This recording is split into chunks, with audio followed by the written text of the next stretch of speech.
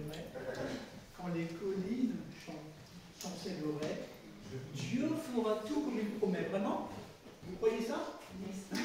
Amen. On dit Amen. Dieu fera tout comme il promet.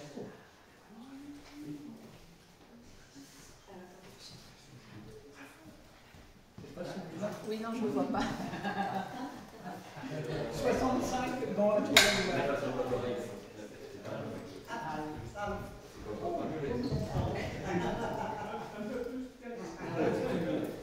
Plus.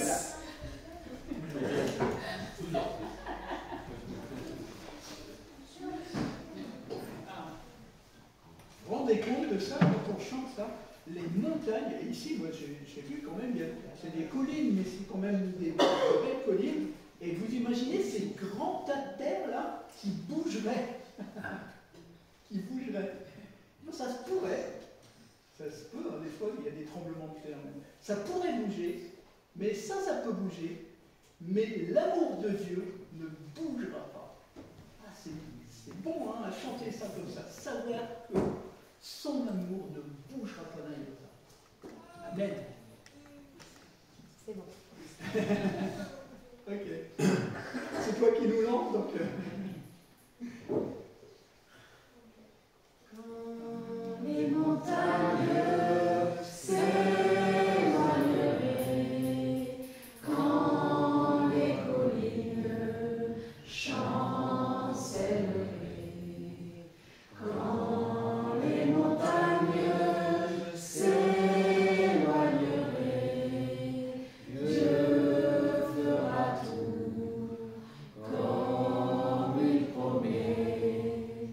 Mon amour, oui, mon amour, ne s'éloignera loin de toi. Mon amour, oui, mon amour, ne s'éloignera loin de toi. Quand les montagnes s'éloigneraient, quand les collines chancelleraient, quand les montagnes s'éloigneraient, Dieu fera tout comme il promet. Amen. Très bien, Lisa.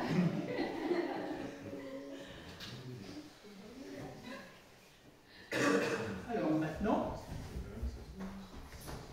c'est Lionel qui va apporter la prédication. Après quoi, nous aurons encore un chant ensemble.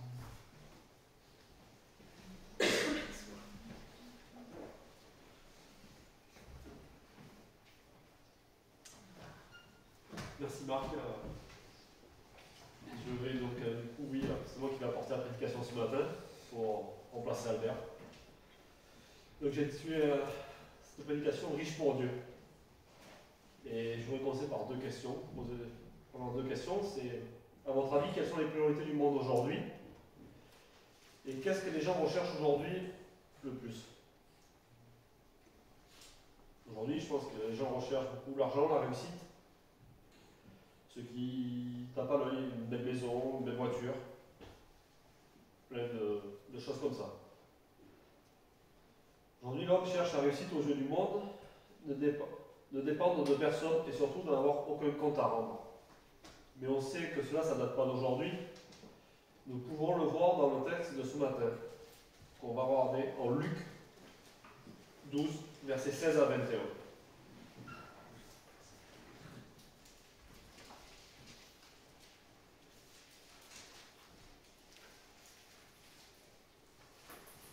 Luc 12, versets 16 à 21.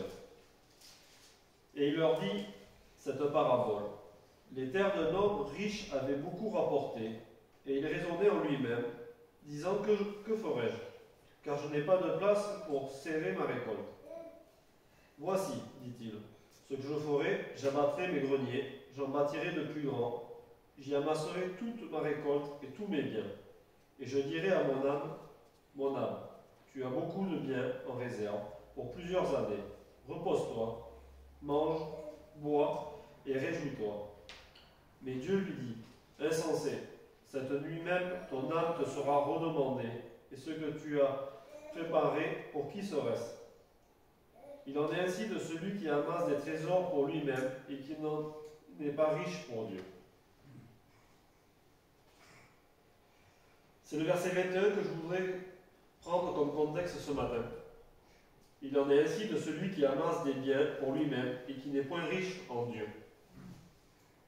En voyant toutes ces courses à l'argent, je crois qu'en tant que chrétiens, nous pouvons nous poser quelques questions. Quelle est la vraie richesse? Où se trouve-t-elle? Notre verset 21 nous dit encore, il en est ainsi de celui qui amasse des biens pour lui-même et qui n'est point riche en Dieu. Que veut dire être riche selon le monde? Avoir plein de possessions, plein d'argent? Peut-être. Que veut dire être riche pour Dieu? Et on va essayer de répondre en 6 points. Le premier point, c'est de posséder comme Dieu.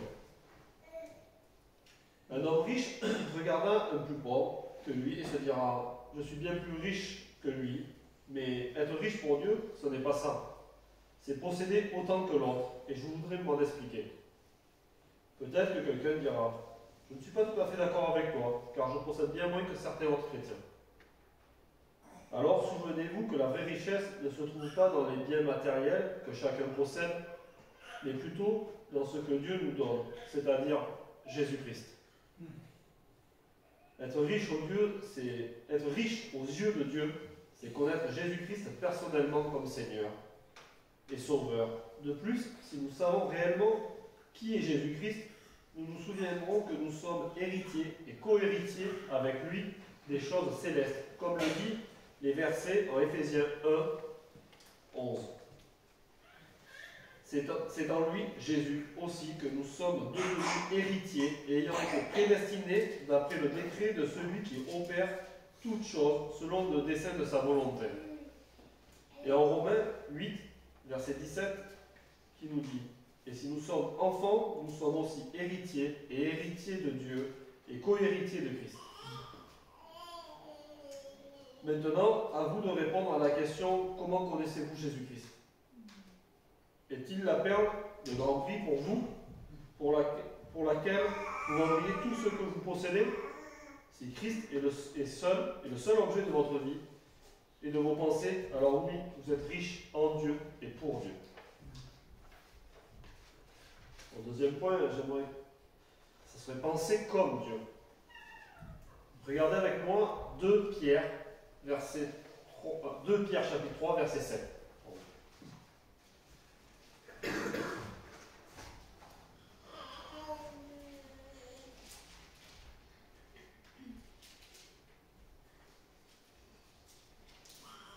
Or, les cieux et la terre d'à présent sont gardés par la même parole et réservés pour le feu, au jour du jugement et de la perdition des hommes impies.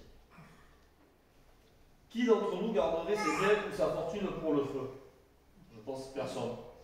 Pourtant, il est triste de voir des hommes et des femmes venir en Christ seulement pour recevoir, et quand ils ont reçu ce qu'ils désiraient, on ne les voit plus, ils disparaissent. Nous voulons être riches pour Dieu, alors écoutons ce qu'il nous dit dans sa parole.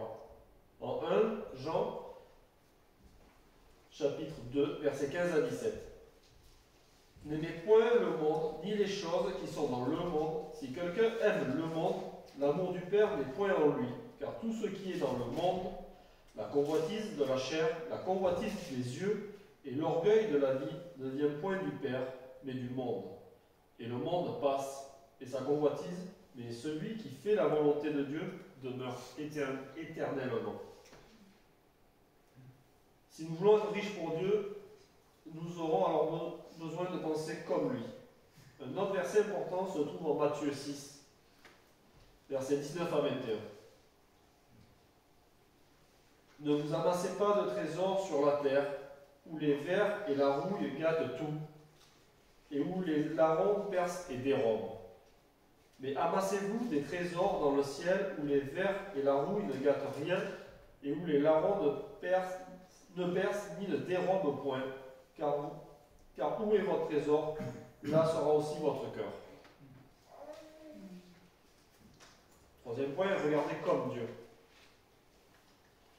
Être riche pour Dieu, c'est fixer une seule personne, Jésus-Christ. Jésus-Christ est la seule personne à travers laquelle Dieu voit ce qui lui appartient. Dans les cieux, Jésus-Christ est avec Dieu et il dirige et gouverne avec lui. Mais qu'en est-il de notre vie? Qui dirige et qui gouverne notre vie? Qu'y a-t-il dans notre cœur? Peut-on y voir Jésus-Christ assis, régnant sur notre vie et notre destin, et lui soumettant toutes ces autres choses qui composent notre vie? Et est-ce que nos regards sont fixés continuellement sur Jésus-Christ, pour le salut de nos âmes, pour notre vie ici-bas et notre mort? Si nous voulons être riches pour Dieu, alors nous aurons les yeux tournés vers lui et non pas vers le monde.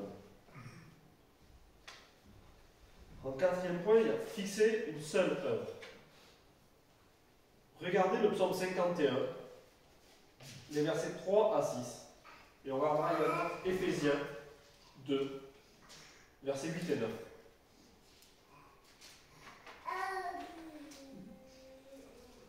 Le psaume 51, versets 3 à 6, nous dit: Ô Dieu, aie pitié de moi, selon ta miséricorde, selon la grandeur de tes compassions, efface mes forfaits, lave-moi parfaitement de mon iniquité et nettoie-moi de mes péchés, car je connais mes transgressions et mon péché est toujours devant moi.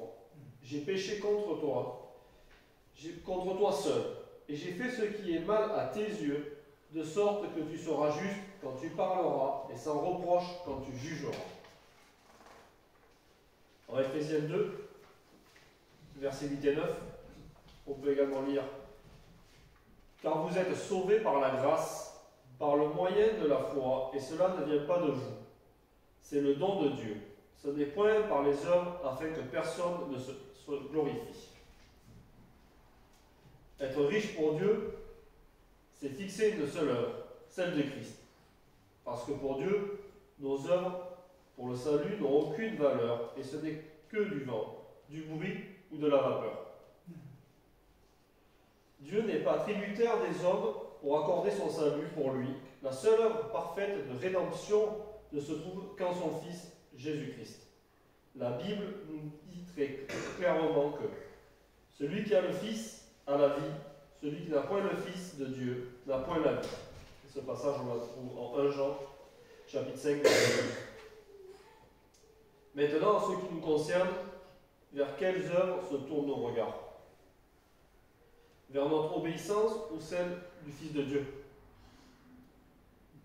Être riche pour Dieu, c'est trouver sa satisfaction dans l'œuvre efficace et parfaite que Christ a accomplie pour le salut des siens. Seule cette œuvre satisfait Dieu, c'est pourquoi elle nous satisfera aussi. Cinquième point, être connu de Dieu. Être riche pour Dieu, c'est être connu de lui, car lui seul est riche. Lui seul est éternel, omniscient, omniprésent et omnipotent. Lui seul règne dans l'éternité, et c'est d'ailleurs ce qu'a reconnu Nebuchadnezzar. Regardez Daniel 4, les versets 34 et 35.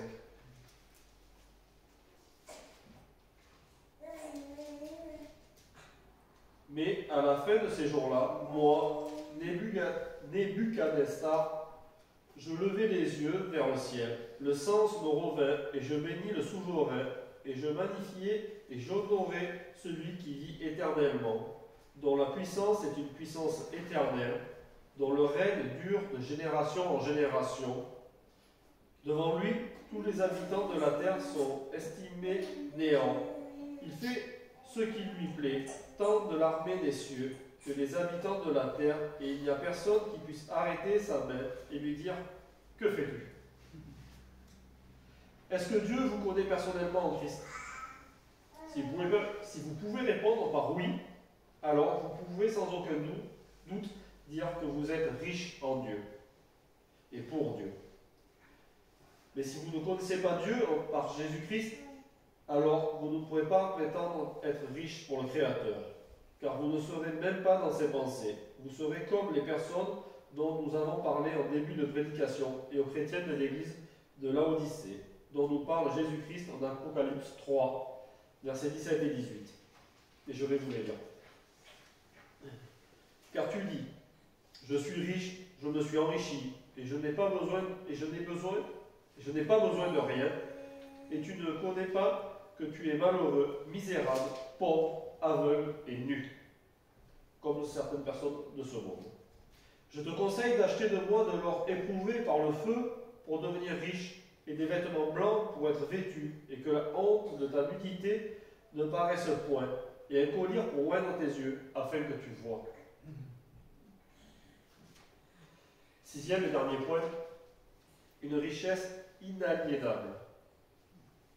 Être riche pour Dieu, c'est avoir une richesse que notre état, ni le temps, ni l'espace ne peuvent attaquer.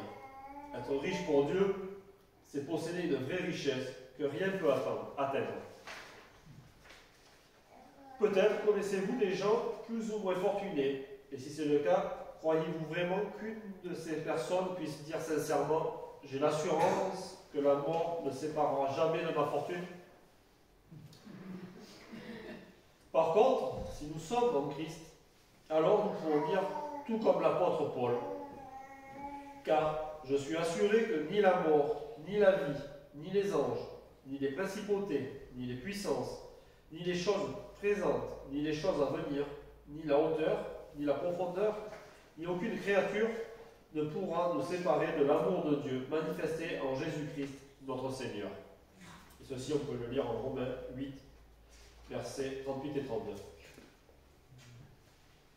En 1 Jean, chapitre 3, verset 2, il nous dit « Bien-aimés, nous sommes à présent enfants de Dieu, et ce que nous serons n'a pas encore été manifesté, mais nous savons que quand il sera manifesté, nous serons semblables à lui, parce que nous le verrons tel qu'il est. » Ce qui veut dire que si nous sommes riches pour Dieu, c'est davantage parce que nous deviendrons que parce que nous possédons ici-bas. La véritable richesse ne se déprécie jamais, parce qu'elle n'est pas de ce monde. Elle ne se trouve qu'en Jésus-Christ, parce que c'est lui la vraie richesse. Maintenant, si vous courez après le ciel et la terre en fondant votre religion sur ce que vous possédez et non sur ce que Dieu pourrait bien vous donner, en lui obéissant, n'êtes-vous pas les pauvres et les malheureux à la fois? Très probablement, vous l'êtes. Car vous faites partie de ces gens qui sont décrits par l'apôtre Paul lorsqu'il dit « Si nous n'avons d'espérance en Christ que pour cette vie seulement, nous sommes de tous les hommes les plus misérables. » On trouve ce passage en 1 Corinthiens 15, verset 19. Christ lui-même le dit lorsqu'il affirme « Quiconque boit de cette eau aura encore soif ». Ce passage se trouve en Jean 4, verset 14. « Je possède, mais j'en veux encore plus. Jamais satisfait ou rassasié. » Ce sont les gens aujourd'hui du monde. Par contre, si vous venez à Christ et que vous acceptez l'eau qui lui seul donne, vous n'aurez plus jamais soif. Mais celui qui boira de l'eau que je lui donnerai n'aura plus jamais soif, mais l'eau que je lui donnerai deviendra en lui une source d'eau qui jaillira pour la vie éternelle. Et on lit ça en Jean 4, verset 14. Enfin, pour conclure, je vous lirai les paroles de Salomon. Ne te fatigue pas à t'enrichir, n'y applique pas ton esprit. Pourquoi jeter les yeux sur des biens qui bientôt ne seront plus? Car certainement, ils se feront des ailes comme l'aigle qui s'envole vers les cieux. C'est en Proverbe 23, versets 4 et 5. Nous pouvons lire ce passage. Et en Proverbe 11, verset 4, nous lirons « Les biens se serviront de rien au jour où l'indignation, mais la justice délivrera de la mort. » Vous voulez être riche? Alors venez à Christ, possédez-le, aimez-le, et vous serez riche pour Dieu. Amen. Je vais prier avant un dernier chant. Marc dirigeras. Tu dirigeras le dernier chant. Oui. Oui, Seigneur, permets-nous de nous détacher de toutes ces choses vaines ici-bas, sur terre, toutes les choses que nous voulons des fois accorder et qui ont ici aucune importance. Aide-nous à nous rapprocher de jour en jour à toi. Je te prie pour les gens qui ne te connaissent pas encore, pour qu'ils puissent se rapprocher de toi et se détacher des richesses d'ici-bas, Seigneur. Et merci pour cette parole qu'on a pu entendre ce matin ici. Et c'est dans ton Fils Jésus-Christ que je te prie. Amen. Amen. Je te laisse la place.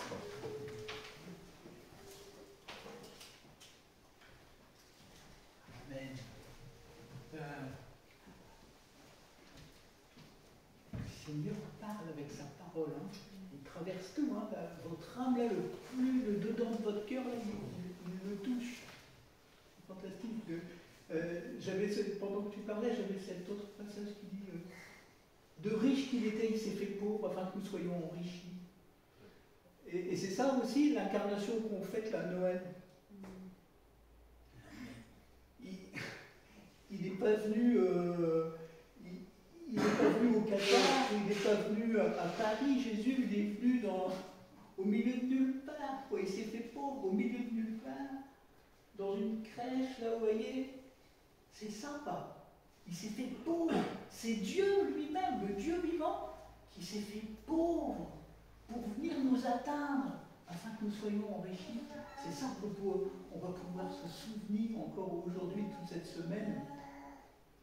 Et quand tu citais dans l'Apocalypse l'apôtre Jean qui est à cette église de Laodicée, je ne sais pas si vous savez, mais à cette époque-là, Laodicée c'était un grand centre bancaire. Je ne sais pas, à quoi on pourrait comparer ce grand centre bancaire aujourd'hui, le FMI, un truc du genre, quoi. Et Laodicée c'était ça. Et ils avaient une spécialité aussi, c'est qu'ils avaient trouvé une espèce de cataplasme pour les yeux, ce qui fait qu'ils pouvaient, quand vous alliez là-bas, vous pouviez vous faire soigner les yeux. Et vous voyez maintenant toutes les références en fait que fait l'apôtre avec ça. Grand centre bancaire, vous voulez être riche, vous êtes dans un grand centre bancaire. Il parle à des croyants, il s'adresse à des églises. Il dit, là, vous, l'église de Laodicée, là, vous croyez riche. Et je ne peux pas m'empêcher de faire un rapprochement entre Laodicée et l'église d'Occident, qui est si riche par rapport au reste du monde, évidemment. Vous êtes riche, mais de quoi? Effectivement, riche, mais de quoi? Et achetez-vous un collier. Vous voyez, le rapprochement, il parle à des gens avec des choses très très concrètes dans leur vie. Ici, il y a un collier, là, achetez-vous-en un. Vous avez de l'argent, achetez-vous un collier chez moi, quoi. Et Jésus, il ouvre les yeux des aveugles, vous voyez. C'est ça, en fait, hein, aussi. Et c'est vraiment fantastique, l'évangile de notre Seigneur Jésus-Christ, notre grande richesse. On va chanter le dernier chant. Je ne sais pas s'il y a quelques annonces à faire. La semaine prochaine, 10h. Rendez-vous 10h30 ici. Oui, c'est 10h30 la semaine prochaine. Les deux semaines suivantes, les deux dimanches suivants. Le 24 et 31. Le 24 et 31, c'est 10h30, il n'y a pas d'études bibliques avant. Ok. Donc comme ça, les annonces sont faites. Prions les uns pour les autres. Prions les uns pour les autres aujourd'hui, toute cette semaine. Parce que c'est aussi ça notre richesse. On est une richesse en Christ. On est riche de Dieu. Et du coup, on veut ouvrir notre main et peut-être serrer notre main devant Dieu aussi en disant, en lui parlant des autres, là, des uns et des autres, en disant, mais lui, mais elle a ça, Seigneur. Est-ce que tu veux bien, selon ta volonté, est-ce que tu veux bien intervenir? Et si on vient au nom de Jésus, vous connaissez la réponse. Hein. On est exaucé, quoi. Alors on chante, on connaît celui-là, si moi je le connais. Je suis là. Non, dans l'enlèvement à une minute, elle était la seule. C'est un chant de Noël aussi, mais je pas si les gens s'y rappellent. On l'appellera admirable, conseiller Dieu tout-puissant, Père éternel, Prince de la paix, on l'appellera admirable. C'est lui qui nous a choisis et c'est lui qui nous unit.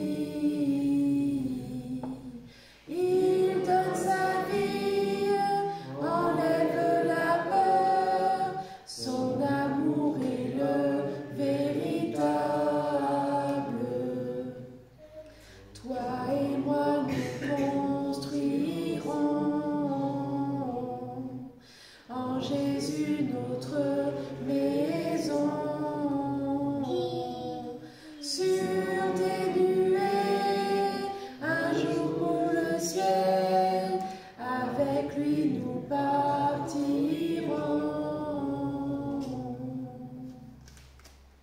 Amen. Et maintenant, que la grâce de notre Seigneur Jésus